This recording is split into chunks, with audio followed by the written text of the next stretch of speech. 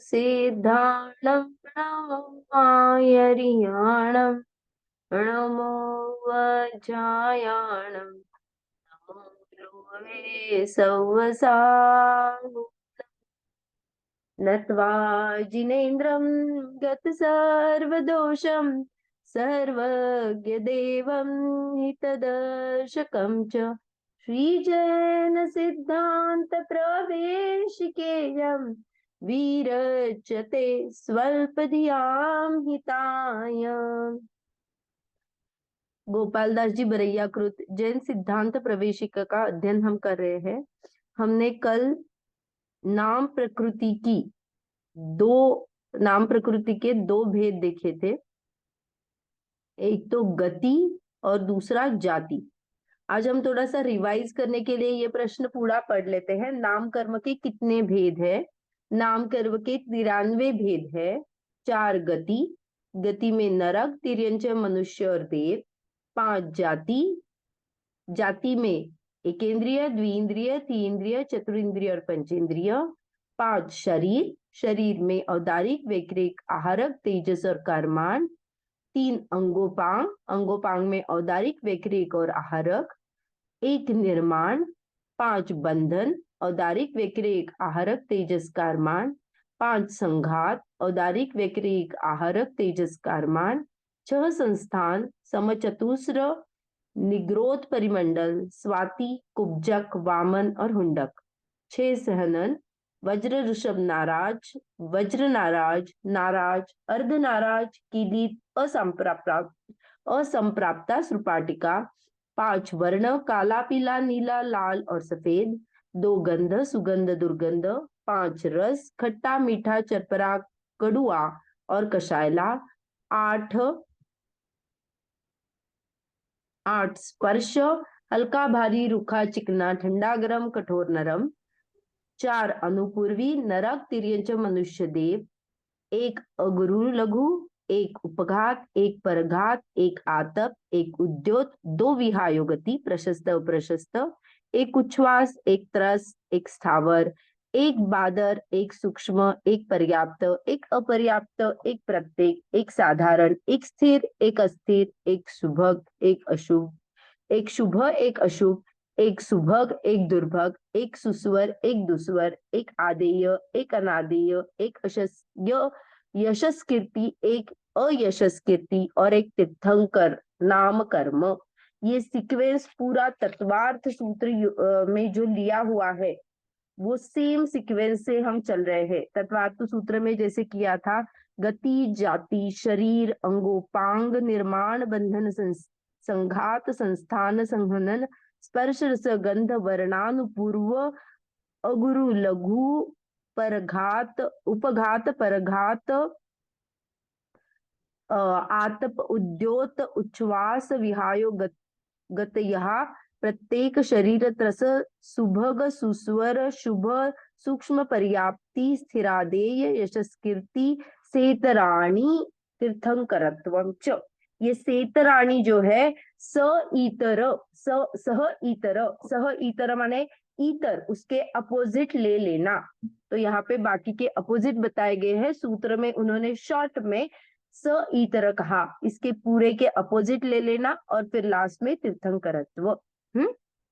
तो हमने गति नाम कर्म देखा। गति में जीव के जो परिणाम होते हैं, तो हम आइदर आकार से या आयु से, मैं कौन से पर्याय में हूँ, नरक हूँ, तिर्यंच हूँ, मनुष्य हूँ, देव हूँ, उस कैटेगरी के परिणाम मुझे हो जाएंगे, ये गति नाम कर्म कहलाता है।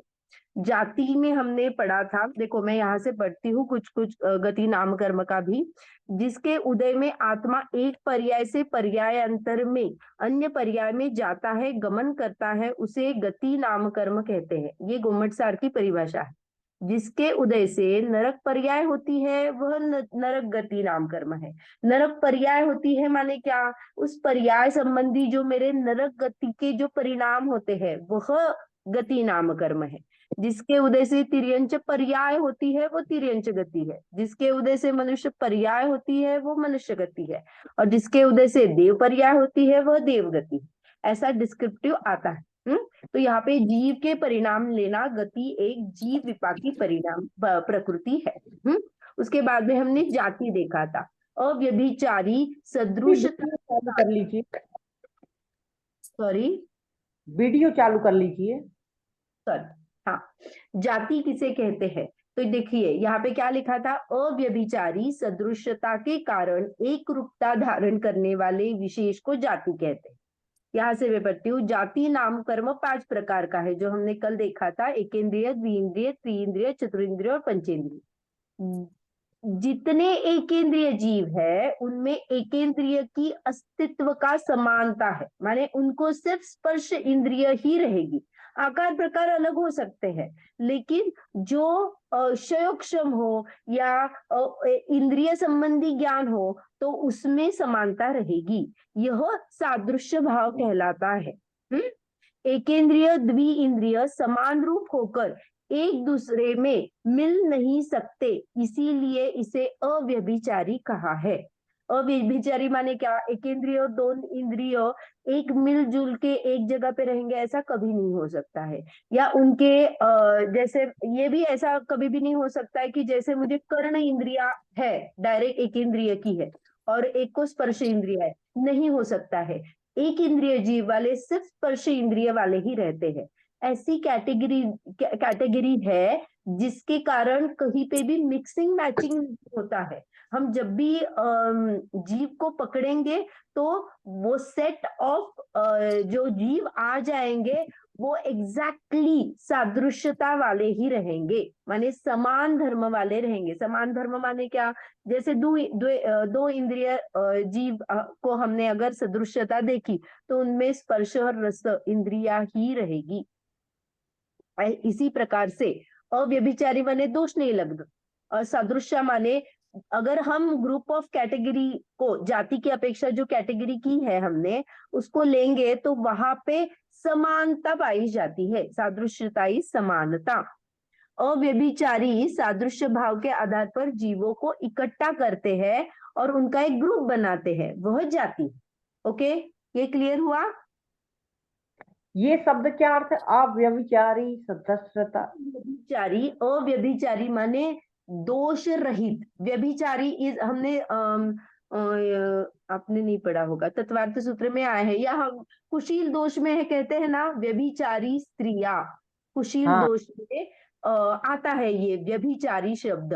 तो उसमें दोष सहित व्यभिचारी को कहा जाता है, और अव्यभिचारी माने उस स्टेटमेंट में दोष नहीं लगता है, बिल्कुल अव्यभिचारी, दोष रहित, दोष रहित और समानता सहित, ऐसी हमने क्या की, ग्रुप बनाया, इकट्ठा किया जीवों को, उसको जाति कहा। ओके, हाँ, आज हाँ हम जी। देखने वाले हैं शरीर नाम कर्म किसे कहते हैं।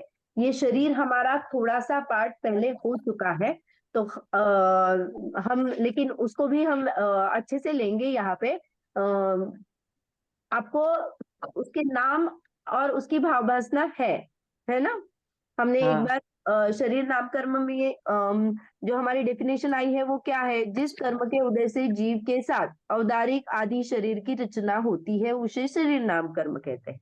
तो अगर मनुष्य और तिर्यंच का शरीर लेंगे तो औदारिक रहेगा, देव और नारकी का रहेगा तो वैक्रिक रहेगा। मुनि 6वें गुणस्थान वाले अगर मुनि है और उनको रुद्धि पैदा हो गई है तो तब आहारक शरीर कहा जाएगा, और कारमान और तेजस शरीर हमारे साथ रहता है।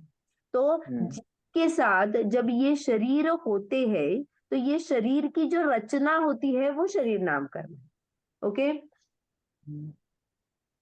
जिस कर्म के उदय से बाह्य, देखो यहाँ पे जो कही है कि औदारिक शरीर की रचना होती है, तो रचना होती है तो कौन सी वर्गणा से, ऐसा करेंगे तो हम एक बड़ी डेफिनेशन बना पाएंगे। जैसे जिस कर्म के उदय से बाह्य में जो आहार वर्गणा है उससे औदारिक, वैक्रियक, आहारक आदि शरीर रूप जो परिणमित होती है वह शरीर नाम कर्म है। ओके, ये क्लियर हुआ?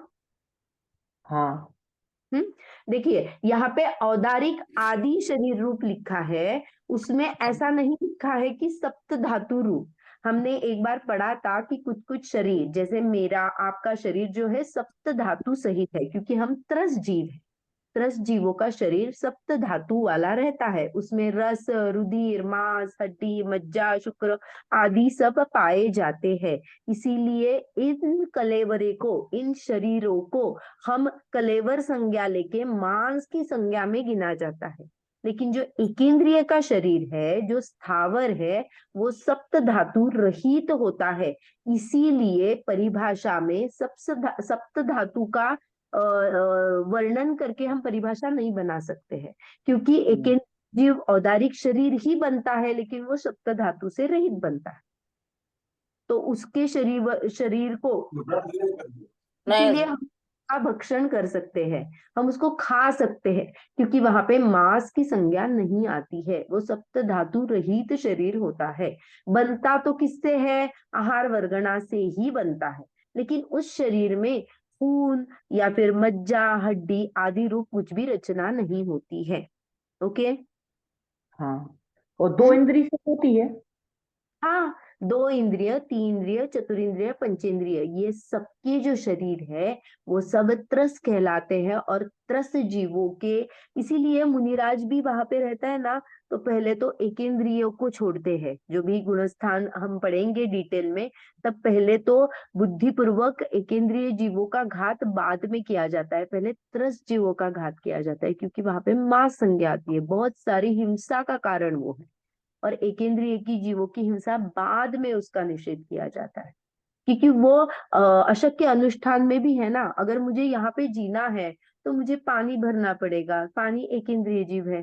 मुझे सब्जी अन्न ग्रहण करना पड़ेगा, वो भी एक इंद्रिय जीव है। श्वास लेना पड़ेगा, वो भी एक इंद्रिय जीव है।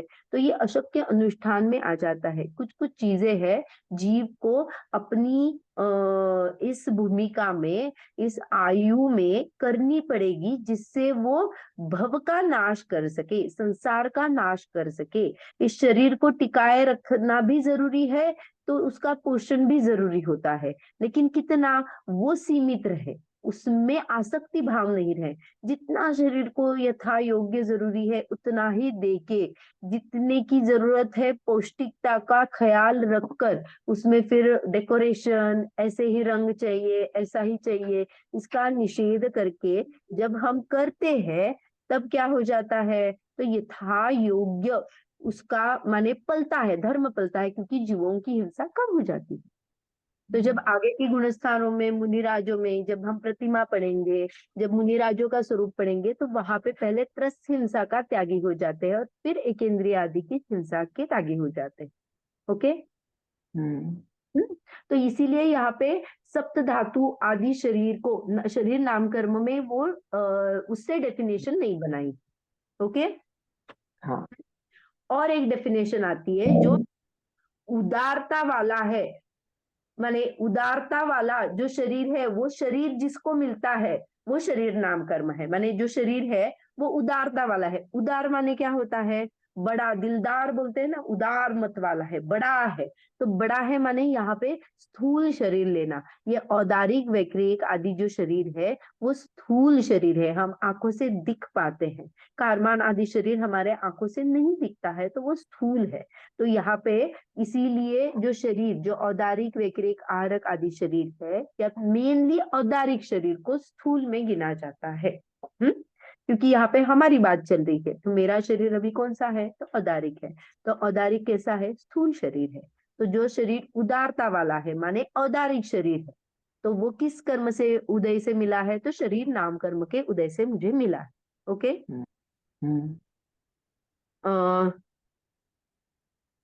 तो ऐसा हम सभी जगह पे लगा सकते हैं, सभी डेफिनेशन में। जिस कर्म के उदय से, अगर तेजस में लगाएंगे तो तेजस शरीर मिलता है, इतना कहेंगे तो भी पर्याप्त है। लेकिन अगर डीपली जाना है तो जिस कर्म के उदय से तेजस वर्गणा, तेजस शरीर रूप परिणमित होती है, तो वो जो कर्म का उदय निमित्त होता है वो शरीर नाम कर्म है। ऐसा भी लगा सकते हैं, क्योंकि हमें पता है कौन से वर्गणा से कौन सा शरीर बनता है, तो वो हम ऐड कर सकते हैं।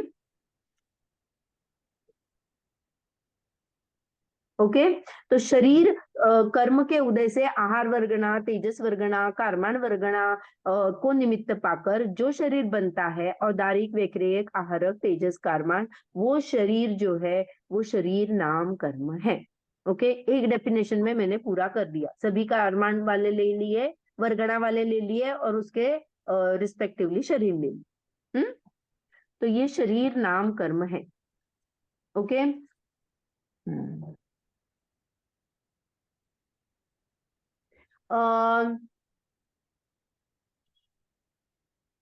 देखो, तेजस वर्गना का भी हमें ना कभी कभी कंफ्यूजन हो जाता है, जो हमने पहले पढ़ा था कि ये तेजस जो लेते हैं तो वो शरीर की कांति लेते हैं। तो एक्चुअली शरीर की कांति माने क्या होता है? अग्नि। अग्नि माने जो कांति माने क्या है? अग्नि रूप होती है। तो अग्नि रूप माने क्या है? वो प्रकाश जो आता है। तो कुछ कुछ आपको मछलियां देखी है, कुछ कुछ बहुत शाइनी रहती है, कुछ कुछ पत्थर भी होते हैं बहुत शाइनी होते हैं।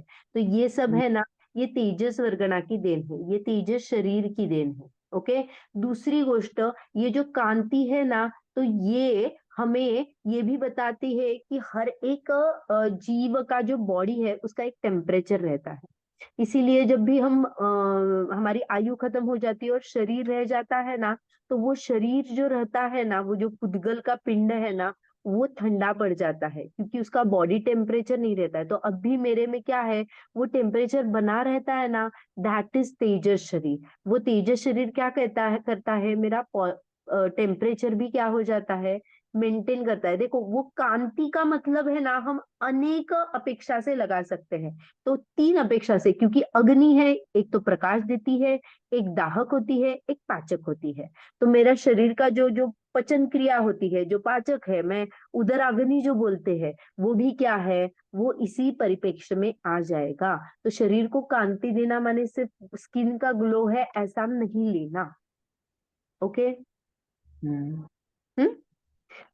नाम कर्म में हमने देखा था कि ये जो एग्जाम्पल आता है नाम कर्म का, वो चित्रकार का आता है, जो क्या करता है? अनेक आकार प्रकार बनाता है। तो अभी हमने जो देखा था, गति तो जीव का परिणाम है, लेकिन ये जाति है तो एकेंद्रिय। एकेंद्रिय के लिए स्पेसिफिक कुछ ना कुछ तो क्या रहेगा? आकार प्रकार रहेंगे, कुछ कुछ कैटेगरी वाइज रहेंगे।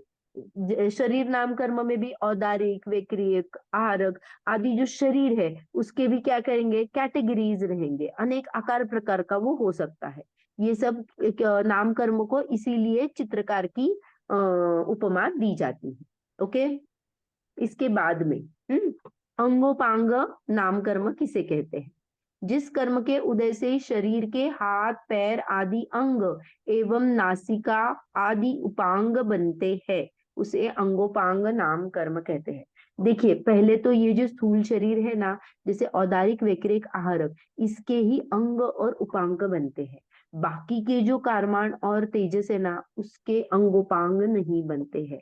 तो स्पेशली ये जो हाँ, अंग उपांग जो बन रहे हैं, वो किसके हैं? सिर्फ तीन शरीरों में होते हैं।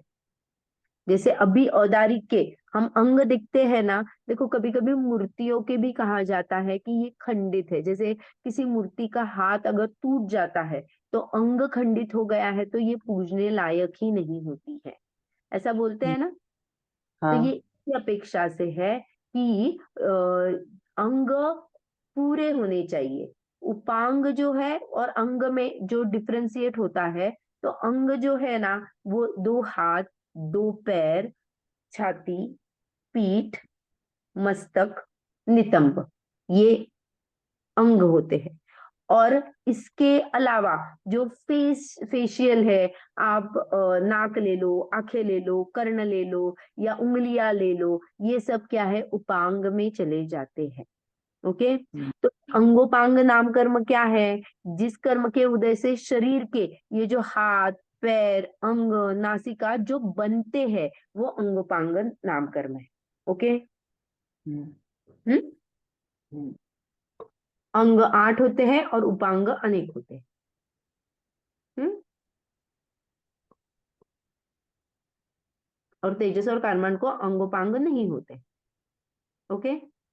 अभी आगे, निर्माण। निर्माण का एक अलग ही ये है।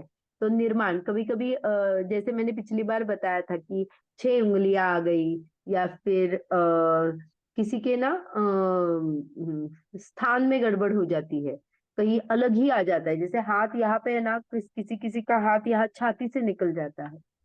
हम्म तो ये ऐसे क्यों होता है? तो ये निर्माण नाम कर्म जो है ना, वो क्या करता है बताओ क्या?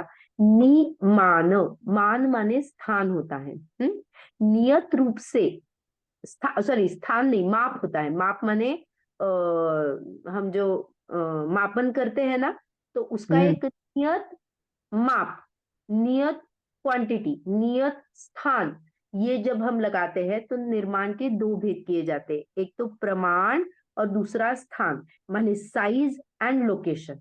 तो मुझे उंगलियां कितनी होनी चाहिए, ये क्या हो गई? प्रमाण। और मुझे उंगलियों के स्थान, यहाँ पे ही, यहाँ पे ही, यहाँ पे ही, प्लेस, ये जो है ये है स्थान निर्माण।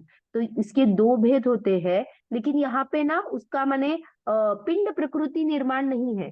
दो भेद हमने हमारी समझने के लिए किए हैं, लेकिन ये पिंड प्रकृति नहीं है। एक ही प्रकृति के हम समझने के लिए ऐसे भेद करते हैं। तो एक तो एक प्रमाण, जिससे हमें साइज पता चल जाती है, कितने आकार का रहेगा। हाँ, एवरीथिंग इज सेटेड इन निर्माण। तो मेरे अंग, उपांग और उंगलियों के स्थान जो है, जो अंगोपांग बनाता है, लेकिन उसकी नंबर और उसकी प्लेस कौन डिसाइड करता है? निर्माण डिसाइड करता है। ओके। हम्म हम्म। तो ये जीव जो है ना, जैसे एक एग्जांपल आता है, जैसे automatic washing machine. Automatic washing machine में क्या करते हैं हम? एक बार कपड़े डाल दिए, साबुन डाल दिया, उसके बाद में अंदर हाथ डालते हैं क्या? थोड़ा सा यार यहाँ पे रह गया, मैं घिस लूं? नहीं नहीं, नहीं। वो धुल के बाहर आ जाता है। उस तक मैं हाथ डालूंगी तो क्या हो जाएगा? आइदर वो मशीन तो खराब हो जाएगा, नहीं तो मेरा हाथ टूट जाएगा। एक कुछ तो हम्म वैसे ही ये जो निर्माण, ये नाम कर्म जो भी बता रहा है, अंगोपांग निर्माण, ये जो शरीर हमें ये बता रहे हैं कि ये ऑल ऑटोमेटिक सिस्टम चल रही है। हम्म तू हस्तक्षेप मत कर। जीव को क्या बोल रहे हैं? तू हस्तक्षेप मत कर। तेरे कर्मों के उदय से तुझे जो मिला है उसमें तू रह। फिर उसमें हाथ डाल के मैं इसको ऐसा बनाऊं, मैं ये काला रंग आया है तो उसको गोरा बना दूं, ये सब जो कर रहा है वो क्या है? तेरा भ्रम है, तू कर रहा है। ये पूरा ऑटोमेटिक प्रोसेस चल रहा है। हाथ डालेगा तो तेरा हाथ जलेगा, टूटेगा। यहाँ से ये लेना है। ये सब मेरे जो शरीर के सब, एक एक पुर्जा जो मेरे शरीर में अभी है, वो बिकॉज ऑफ मेरे कर्म के वजह से है। मैंने जैसा नाम कर्म बांधा था, जब उसका उदय आ रहा है तो वैसा हो रहा है। तो ये समझ के हमें निश्चिंतता आनी चाहिए। अरे ये ऐसा ही है, छोड़ दो, यहाँ पे क्यों ध्यान दो। हम्म। ओके, निर्माण क्लियर हो गया? हाँ। हम्म।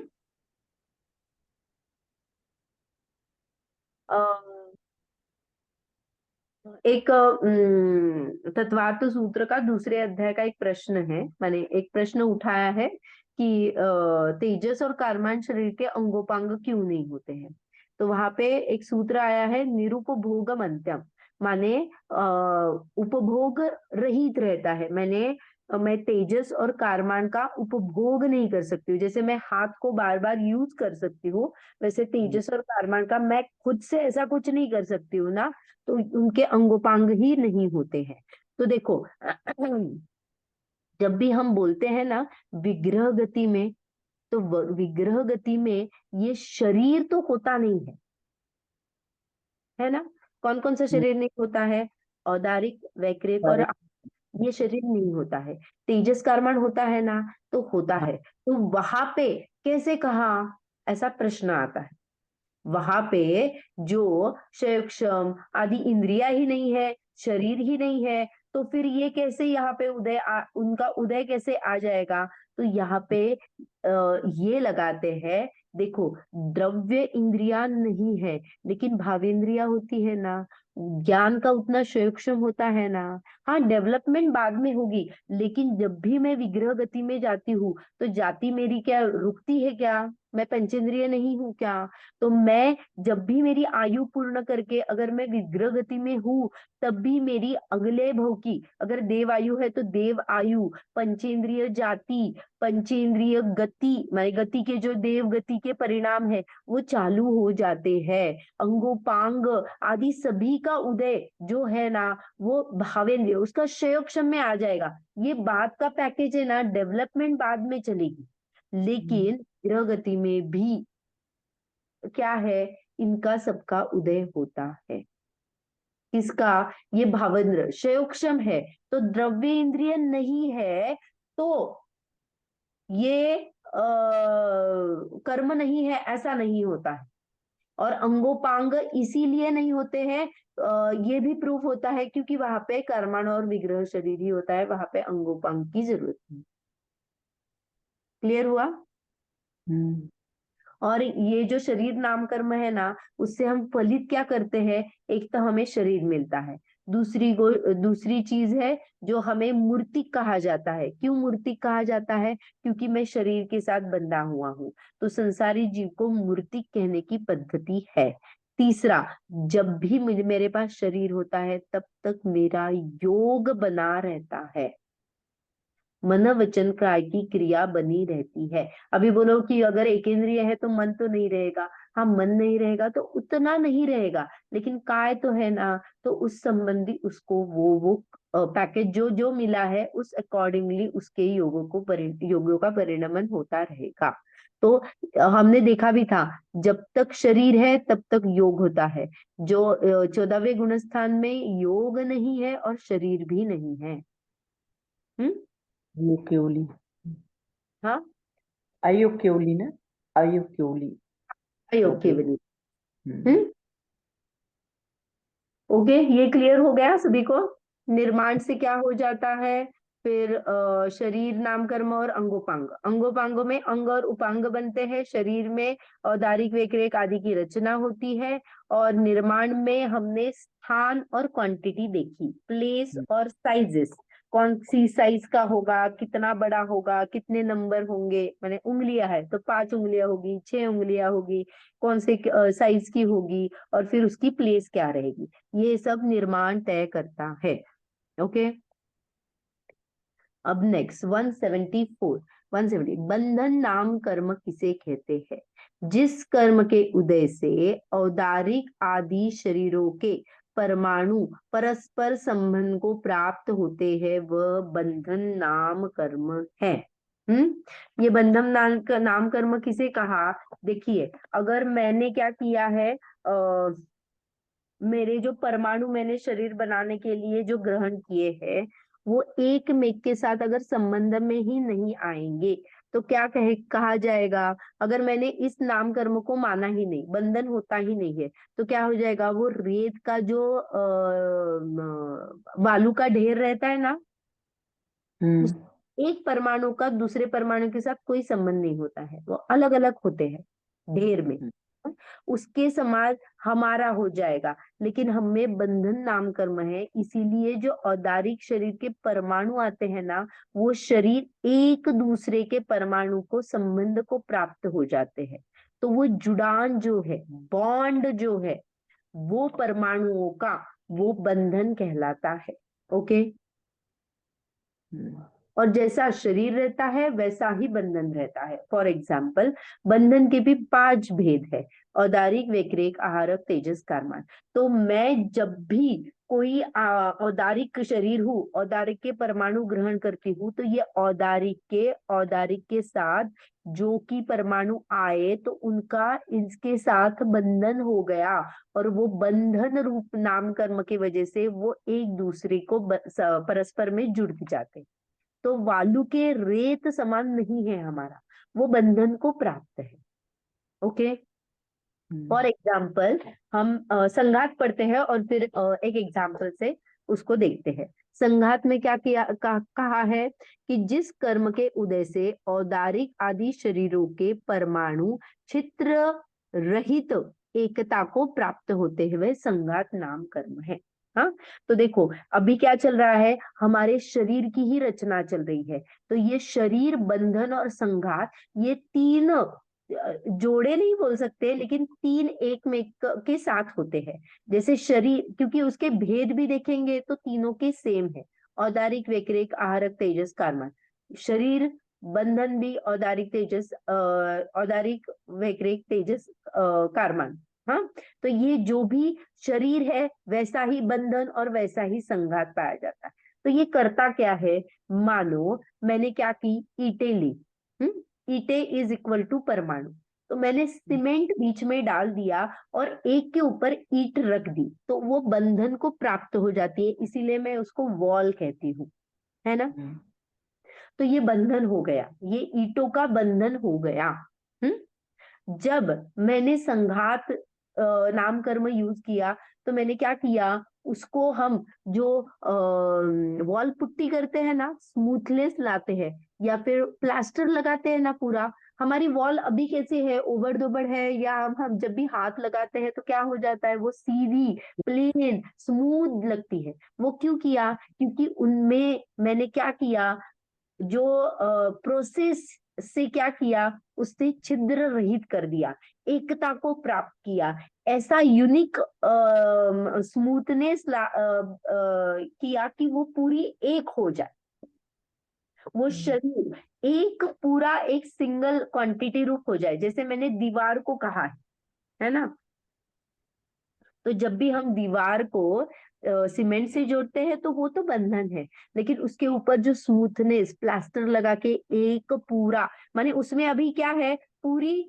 वॉल दिखाई देती है, ईंटें भी अलग नहीं दिखाई देती है, इतना स्मूथ हो गया है कि जैसे पूरा एक ही है।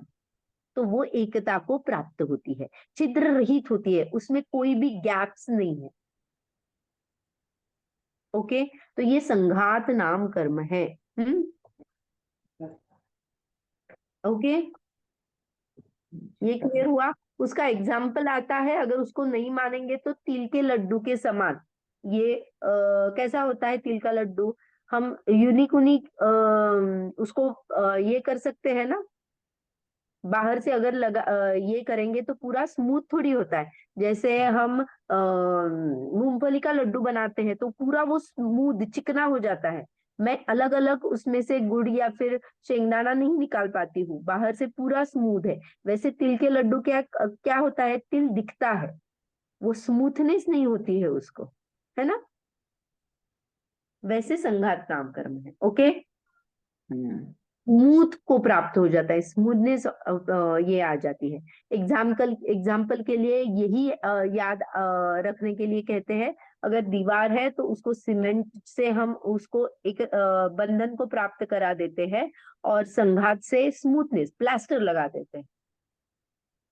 ओके, और जैसा शरीर होता है उसी रूप, जैसे औदारिक शरीर है तो औदारिक और संघात भी औदारिक ही रहेगा।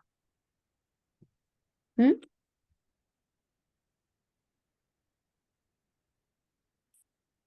ये क्लियर है। हाँ। हम्म, शरीर नाम कर्म के उदय में आहार वर्गणादि रूप पुद्गल स्कंदों का ग्रहण किया जाता है। उन प्रदेशों का परस्पर संश्लेष संबंध जिसके उदय में होता है वह बंधन है, माने वो एकता को प्राप्त हो जाते हैं, एक रूप जुड़ जाते हैं, वो क्या हो गया, बंधन हो गया। और संघात में जिसके उदय में औदारिक शरीर आदि छिद्र रहित एक क्षेत्रावगाह रूप से एकत्व पने को प्राप्त हो जाते हैं, वो संघात। ओके, हम्म, हाँ दीदी। आगे। संघात के बाद में है संस्थान नाम कर्म।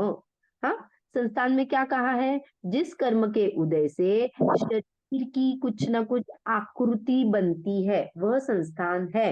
माने मेरे शरीर का जो शेप होता है वो क्या है, संस्थान नाम कर्म है।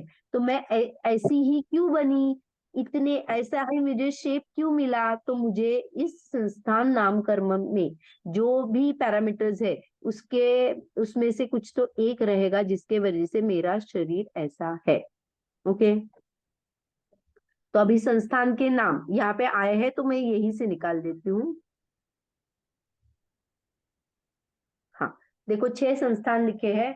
समचतुस्र, ये क्या है समचतुस्र? समचतुस्र माने एग्जैक्ट प्रोपोर्शन में।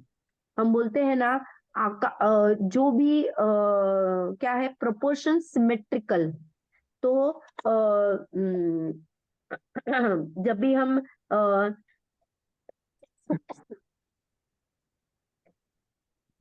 इसीलिए भगवान के शरीर में जो कि मूर्ति रहती है वो पूरी सिमेट्रिक रहती है। समचतुर संस्थान ना, होता है। एकदम समान चौकार सडोल आकार का बनता है वो समचतुष्र संस्थान। एग्जैक्ट प्रोपोर्शनल है। ओके, प्रोपोर्शनल पता है ना कितने क्वांटिटी में मेरा नाक होना चाहिए, कैसा होना चाहिए, किस आकार का होना चाहिए। हम कभी कभी लगाते हैं ना इस हाइट को कितना वेट अप्रोप्रिएट है। मेरी अगर या फिर बॉडी मास इंडेक्स ऐसा कुछ भी आता है, जैसे हम अगर बहुत योगा फ्रीक और हेल्थ फ्रीक रहते हैं तो ये चीजें बहुत बार आती है कि आपका वेट कितना है, आपका हाइट कितना होना चाहिए, इसका एक प्रोपोर्शन होता है। तो ये समचतुस्र संस्थान में एग्जैक्ट प्रोपोर्शन में बॉडी रहती है, एग्जैक्ट प्रोपोर्शन, सिमेट्रिकल रहती है एकदम। यहाँ से एक अलग है, वहां से एक अलग है, ऐसा आकार प्रकार अलग अलग नहीं होता है, एग्जैक्ट प्रोपोर्शनल रहती है। ओके, नेक्स्ट, न्यग्रोथ परिमंडल संस्थान। न्यग्रोथ, न्यग्रोथ का अर्थ होता है वटवृक्ष। वटवृक्ष माने बैनियन ट्री। बैनियन ट्री देखने पर हमें लगता है कि नीचे का जो है ना उसका वो छोटा है और ऊपर का जो बड़ा है, माने जो ट्री रहता है उसके ब्रांचेस और उसका ऊपर का आकार है वो बड़ा है और नीचे का छोटा होता है। तो वटवृक्ष का जो चौड़ा भाग है वैसा हमारे शरीर का भी कमर से ऊपर जो भाग होता है वो बड़ा होता है और पैर आदि जो होते हैं वो छोटे हैं, पतले होते हैं। ये क्या हो गया? न्यग्रोध परिमंडल संस्थान। संस्थान। फिर आगे स्वाति संस्थान, उसमें एग्जैक्टली अपोजिट होता है। न्यग्रोध परिमंडल और स्वाति अपोजिट है। उसमें क्या है, ऊपर का भाग छोटा होता है और नीचे का भाग बड़ा होता है। ओके, फॉर एग्जाम्पल उसको और भी नाम से कहा जाता है, जैसे शालमली वृक्ष है ना उसका वैसा आकार होता है। या फिर वापी, वापी वापी जो होती है ना, जैसे सांप का घर देखो, एकदम छोटा सा ये रहता है उसका जो वारुड़ या फिर जो ये रहते हैं ना, घर का जो रहता है वो एकदम छोटा रहता है स्टार्टिंग में, और नीचे जाओ तो बहुत बड़ा बड़ा बड़ा बड़ा हो जाता है। वो चींटी आदि जो घर बनाती है तो उसकी एंट्री पॉइंट छोटी होती है लेकिन नीचे बहुत बड़ा रहता है। तो ये ऐसा ही है, ऊपर का भाग छोटा होता है और नीचे का भाग बहुत बड़ा होता है। तो दिस इज स्वाति संस्थान। ओके, आगे कुब्जक। कुब्जक माने क्या होता है? कुबड़ा, जिसके पीठ पे एक ऐसा ये आ जाता है, डोम आ जाता है, स्टूप भी कहते हैं इंग्लिश में उसे। हाँ, तो ये कुब्जक ये संस्थान है। तो कोई अगर कुबड़ा व्यक्ति हमें दिख जाए जो बहुत झुका हुआ रहता है, पीठ पे एक ऐसा हम्प जैसा आ जाता है, तो ये संस्थान की वजह से उसकी रचना वैसे हुई। ओके, चौथा वामन। वामन में क्या है? ठिंगना रहता है, बौना रहता है, बुटका शरीर रहता है, माने उसकी ग्रोथ ही उतनी है। जैसे हम बहुत बार ये देखते हैं ना, देखो पहले सर्कस में आते थे छोटे छोटे, हम्म तो ये जो है ना ये सब वामन संस्थान का खेल है।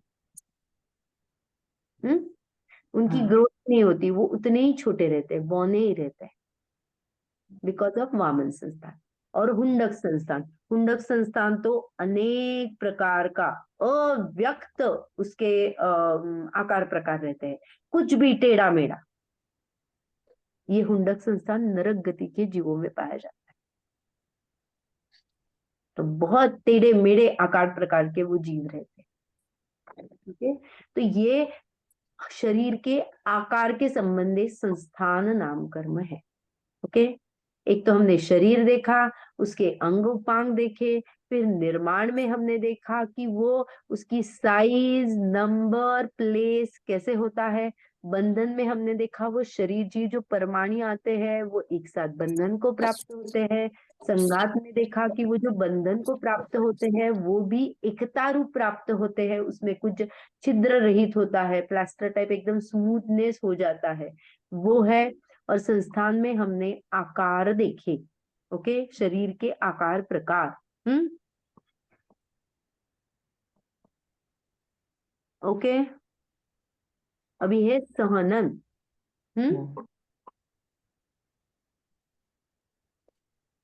देखिए, इसके परिभाषा हम पढ़ लेते हैं अभी जो हमने पढ़ा है। समय चतुर्थ संस्थान किसे कहते हैं? जिस कर्म के उदय से जीव के शरीर की आकृति कुशल शिल्पकार के द्वारा बनाई गई सुंदर मूर्ति के समान ऊपर नीचे तथा बीच में भी समभाग या समानुपात होती है। अगर मैं उस मूर्ति को एग्जैक्टली हाफ कर दूं तो इतना सिमेट्रिकल है दोनों बाजू, या कहीं से भी मैंने हाफ कर दूं तो प्रोपोर्शनल होती है, एग्जैक्टली समभाग हो सकता है। उसका जो ये आता है ना, सिमेट्रिकल बोल सकते हैं, प्रोपोर्शनल बोल सकते हैं, यही है समचतुष्ट संस्थान। ओके, निग्रोध परिमंडल संस्थान किसे कहते हैं? जिस कर्म के उदय से जीव के शरीर वट वृक्ष की तरह होता है, अर्थात जिसके नाभि के नीचे के अंग पतले और छोटे होते हैं और ऊपर के अंग मोटे और बड़े होते हैं। हाँ, यह निग्रोध परिमंडल है। कभी कभी हमें दिख भी जाता है ना कि ऊपर का शरीर एकदम बड़ा दिखता है और नीचे पैर भी एकदम पतले से रहते हैं, तो ये निग्रोध मरिमंडल है। वैसे ही स्वाति संस्थान उससे अपोजिट होता है। जिस कर्म के उदय से जीव का शरीर शाल्मली वृक्ष के समान होता है, जिसके नाभि के नीचे के अंग मोटे होते हैं और बड़े होते हैं और ऊपर के अंग पतले और छोटे होते हैं, वह स्वाति संस्थान। कुब्जक संस्थान किसे कहते हैं? जिस कर्म के उदय से जीव का शरीर कुबड़ा होता है उसे कुब्जक संस्थान कहते हैं। वामन संस्थान किसे कहते हैं? जिस कर्म के उदय से जीव का शरीर बौना होता है वह वामन संस्थान कहते हैं। इसलिए वो स्टोरी में भी आया था ना, वामन का वेश धारण करता है, वो संस्थान तो उसका नहीं है, लेकिन वामन बन जाता है। वामन को छोटा कहते हैं, बौना कहते हैं। हुंडक संस्थान किसे कहते हैं? जिस कर्म के उदय से जीव का शरीर के अंगोपांग विषम आकृति वाले हुंड के समान होते हैं, अर्थात किसी खास आकृति वाले नहीं होते हैं, वह हुंडक संस्थान है। बहुत विचित्र चित्र होते हैं, वो क्या है? हुंडक संस्थान है। ओके। हाँ दीदी। तो सहनन को स्टार्ट करते हैं। सहनन, सहनन नाम कर्म किसे कहते हैं? जिस कर्म के उदय से शरीर की जो हड्डियों का बंधन विशेष होता है वह सहनन नाम कर्म है। इसके भी 6 भेद है। तो ये क्या है देखो, एक तो शरीर के जो अंग अंग हमने देखे, तो एक तो हड्डियां होती है, और जो हड्डियां है उसका मटेरियल क्या होना चाहिए, वो एक दूसरे से कैसे जुड़ी है, और जुड़ने के बाद उसको अलग कुछ डाला है क्या, माने जैसे मैंने क्या किया, 2 लोहे के पुर्जे हैं, तो मैंने क्या किया, 2 लोहे के हैं तो उसका लोहा मटेरियल हो गया, एक में को मैंने चिपका दिया, चिपका देने के बाद मैंने उसमें एक कील डाल दी, तो वो अगर मैं कितना भी अभी उसको छोड़ने की कोशिश करूंगी तो वो क्या हो जाएगा, नहीं खुलेगा। वैसे शरीर में हड्डी बंधन कैसे होता है, वो कौन से टाइप की है, उससे सहनन नाम कर्म डिफाइन होता है। ओके, तो सहनन नाम कर्म के इसमें जो डेफिनेशन आई है उसमें हड्डियों का बंधन मुख्य है।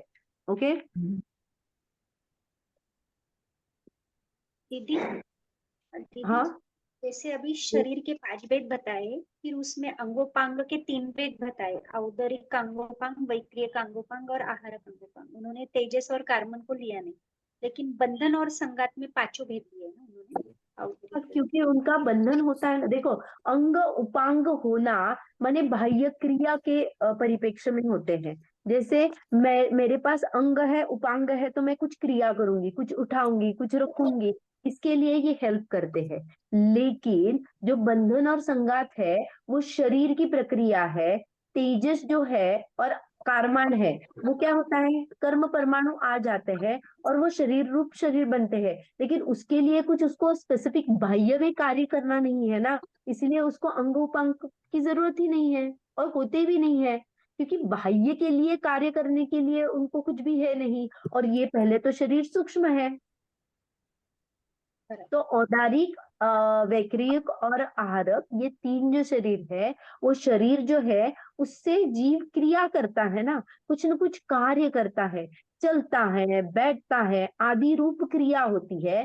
तो वो जो है, इसीलिए उसको बंधन प्राप्त होना चाहिए ना। नहीं तो मान लो अगर मेरे परमाणु आ गए और मेरे पास बंधन और संगात नहीं है, तो क्या हो जाएगा, माटी के ढेर जैसे मैं कुछ भी क्रिया नहीं कर पाऊंगी, क्योंकि ये शरीर ही क्या है, वो बालू की रेती की समान है, वो एकता को ही प्राप्त नहीं है। तो कहाँ यहाँ से वहां जाएगा, एक परमाणु जाएगा एक रुकेगा, ऐसा कैसे होगा। तो वो एकता को प्राप्त होने के लिए और बंधन और संघात चाहिए। क्योंकि कारमान शरीर भी अगर क्या हो जाएगा, अगर कारमान शरीर में बंधन संघात नहीं रहेगा, तो कुछ कुछ प्रकृति या जो भी हम जो पढ़ते हैं, प्रकृति, प्रदेश, अनुभाग और स्थिति बंध, तो वो कुछ भी नहीं होगा, वो बालू की रेत से बना रहेगा। तो मैं कहाँ पे भी जाऊंगी तो वो कैसे एक साथ में जुड़ेंगे ही नहीं, उसका कुछ भी एक स्टेट ये नहीं रहेगा, तो वो साथ में कैसे चलेगा। और एक परमाणु दूसरे परमाणु को जुड़ेंगे भी नहीं, तो वो शरीर को, जो हम जो जैसे शरीर देख रहे हैं, उसको कैसे प्राप्त हो जाएगा ना। अंग उपांग हमारे लिए चाहिए, क्योंकि हम क्रिया करते हैं, बाहर में कुछ न कुछ हमारा कार्य चलता है।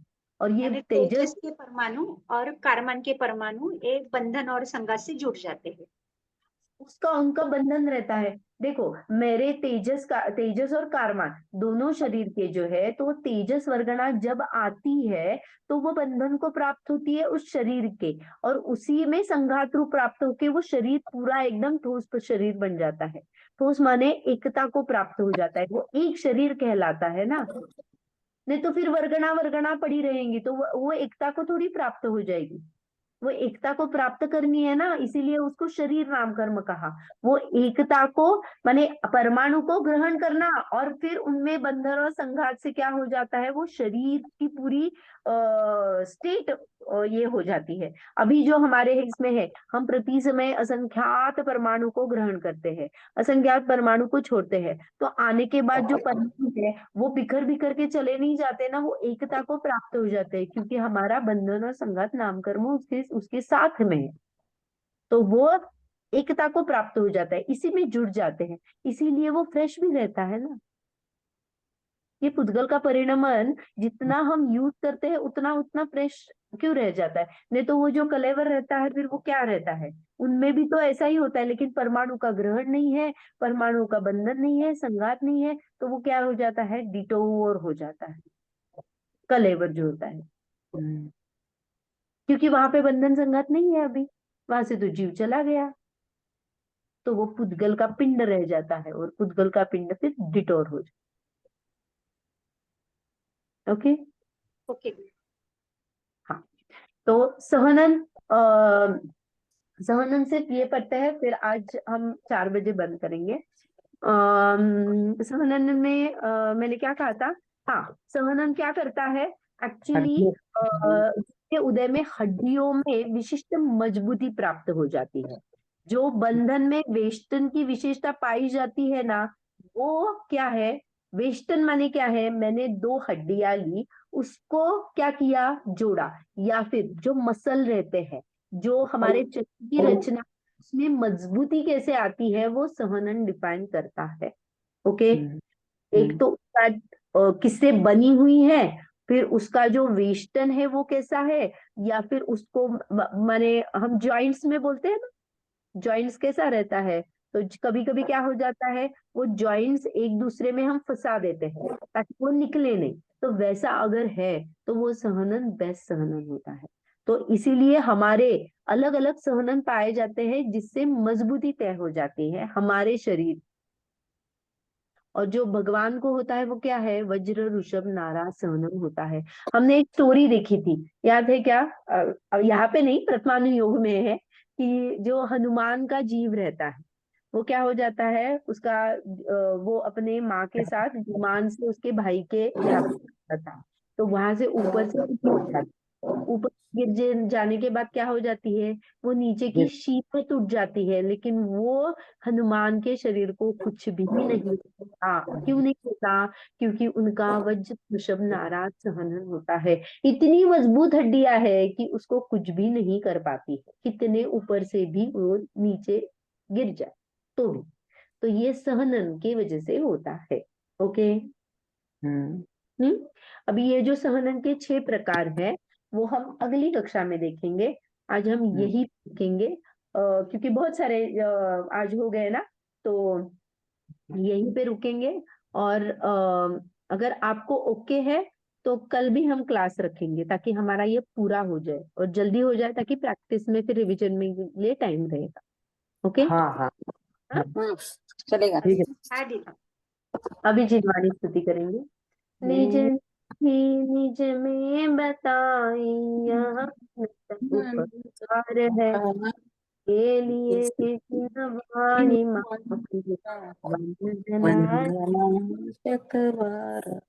वंदना